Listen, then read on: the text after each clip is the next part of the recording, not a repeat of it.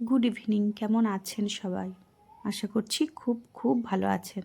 আজ রান্না করেছিলাম চিতল মাছের পাতলা ঝোল।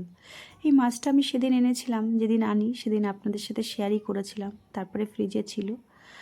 তো এই যেহেতু মা খায় না, আমি একাই খাই, তো ডেলি আর বানানো হয় না। মাঝে মাঝে যখন মনে হয় বানাবো তো তখন বানাই।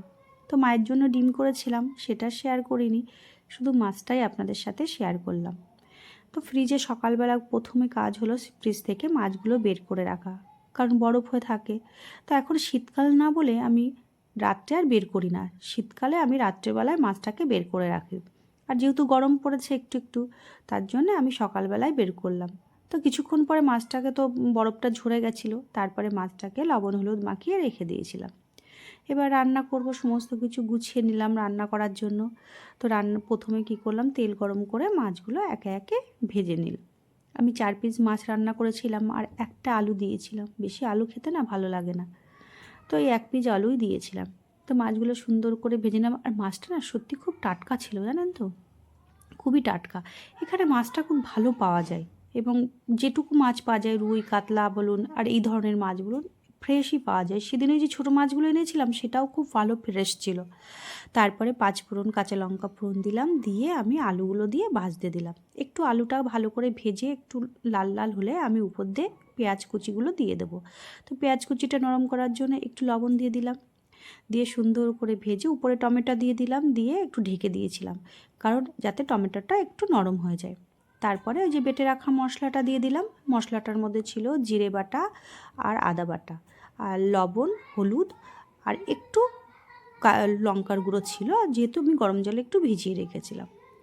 দিয়ে সুন্দর করে ওটাকে একটু কষিয়ে নিয়ে ওই যে বাটি ধোয়া জলটা দিলাম, তারপরে গরম করে রাখা জলটাকে দিয়ে একটু ফুটতে দিলাম, যাতে ফুটে উঠলে মাছগুলো আমি একে একে দিয়ে দেবো। তো এই যে মাছগুলো আমি একে একে দিয়ে দিচ্ছি। আর খুব বেশি ঝোল রাখবো না, জাস্ট দুবেলা মতন খাওয়া যায় তেমনই একটু ঝোল রাখবো। আর একটু পাতলা পাতলা ঝোল যেহেতু করছি, তো সেই হিসাবে এটা রাখবো। তারপরে দেখুন কি সুন্দর হয়ে গেছে না ঝোলটা, দারুণ হয়েছে। তো এর উপরে না যদি ধনেপাতা থাকতো, একটু ধনেপাতা দিলে আরও একটু ভালো হতো। আমার তো ধনেপাতা ঘরে ছিল না, তো যাই হোক আমি এমনিতেই রাখলাম। উপর দিয়ে একটু গরম মশলা দিলেও হতো, আমি গরম মশলাটাও দিইনি, শুধু এমনি প্লেন রেখেছি। তা হয়ে গেছে চিতল মাছের পাতলা ঝোল। আপনারা কেমন করে বানান চিতল মাছ জানাবেন কিন্তু। আমি তো প্লেন রান্না বান্না করি। এই রান্নাবান্না আপনাদের যদি ভালো লাগে অবশ্যই লাইক, শেয়ার এবং কমেন্টস করবেন। তারপরে দুপুরে খাওয়া দাওয়ার পরে উপরে চলে এলাম একটু ছাদে। তো দেখুন বৃষ্টিটা কমে গেছে, রাস্তাঘাট জন্য একদম পরিষ্কার মনে হচ্ছে, পুরো ধুয়ে গেছে। আর এইখানটায় না, এই জায়গাটা নতুন বসতি হচ্ছে, সব প্লট করে করে রেখেছে সবাই, যে যার মতন, কেউ কিনে বাইরে চলে গেছে, কেউ নতুন করছে। আমার তো খুবই ভালো লাগছে এই জায়গাটা, এতটাই গ্রাম্য আবহাওয়া দেয় জানেন তো, এই জায়গাটা খুব ভালো লাগে। বেশিরভাগ লোকই এখানে জায়গা কিনে বাইরে চলে গেছে।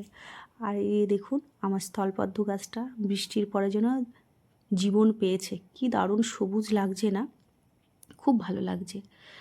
তো এইগুলো আমার হাজব্যান্ড লাগিয়ে দিয়ে গেছিলো, ও আবার আসবে যখন আবার সুন্দর করে বড় জায়গায় লাগাতে হবে। তো এগুলো ওরই কাজ, ও কিন্তু খুব ভালো গাছ লাগায়। এবং আমার শ্বশুরবাড়িতে না আগে নার্সারি ছিল, ওই করতো নার্সারিটা। তো চাকরি পাওয়ার পরে ও আর সেগুলো করে না। তো এখন এই নিজের শখের জন্য কিছু গাছপালা লাগাতে হয়, মানে লাগাই আর কি, লাগাতে হয় না, লাগাই। তাই এই যে পুঁই শাকগুলো দেখেছেন কি সুন্দর হয়েছে, পুঁই শাক লাগিয়েছি কিছু, দেখা যাক কত বড় হয়, কেমন হয় গাছগুলো। আর সাথে লাগিয়েছি বেগুন গাছ। বেগুন গাছটাও কিন্তু খুব সুন্দর হয়েছে, এই যে বেগুন গাছটা দেখেছেন কি সুন্দর হয়েছে না বেগুন গাছগুলো। আর টমেটো গাছ হয়েছে। মানে এরকম ছোটো ছোটো সবজি গাছ লাগালে না মনে হয় যে না খুব ভালো লাগে। সবজি হবে কি না জানি না, তবুও আমার মনটা খুব ভালো লাগে। কিন্তু গাছ যত্ন আমি কিন্তু খুব বেশি করতে পারি না, এগুলো কিন্তু আমার মাই করে। যাক এই